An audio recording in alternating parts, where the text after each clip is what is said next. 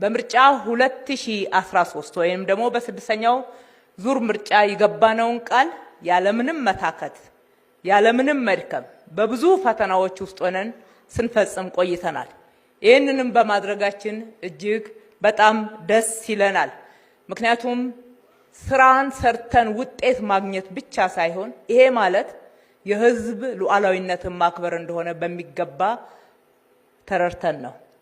ለህዝብ የገባነውን ቃል በታማኝነት መተግበር ለዲሞክራሲ ስርዓት መገንባት ያለውን ትልቅ አስተዋጽኦ በሚገባ ስለምንረዳ ነው። ለህዝባችን የተለያዩ ፈተና አጋጥሞናል የሚል ምክንያቶችን መደርደር አልፈለግንም።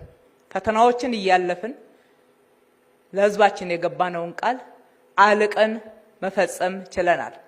ዛሬም በዚህ ዓመት በ2018 በሰባተኛው ዙር ምርጫ ለህዝባችን ቃል የምንገባው ከተመረጥ በታማኝነት እጅግ በጣም በላቀ አፈጻጸም መልሰን ለህዝባችን የገባነውን ቃል ፈጽመን እነሆ እንደምንል ነው። ከገባነው ቃል አንሸራረፍም።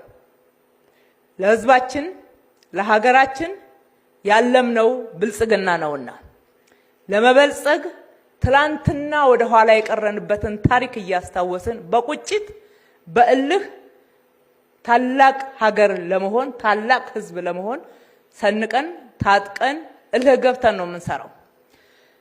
ዛሬም የምርጫ ምልክታችንን የስንዴ ነዶ አርገን ስናቀርብ የስንዴ ነዶ የመደመር ምልክት ነው።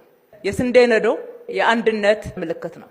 እያንዳንዷ ዘለላ በዛ ውስጥ የተደመረውን እቅፍ የሚሞላውን የተሳሰረውን ሁኔታ ስናይ የህዝባችን አንድነት፣ የህዝባችን አብሮነት፣ የህዝባችን በጋራ ሆኖ መስራት ለሀገራችን ብልጽግና እጅግ ወሳኝ እንደሆነ ብልጽግናም እንደ ፓርቲ ይሄንን ለማረጋገጥ እንደሚሰራ ቃል በመግባት ነው።